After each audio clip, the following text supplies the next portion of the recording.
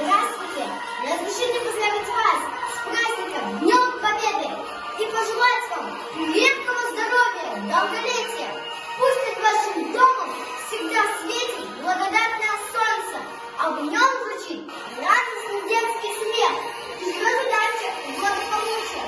А самое-самое главное, что я вам хочу пожелать мира во всем мире. Служу России! А сейчас я хочу вам показать уголок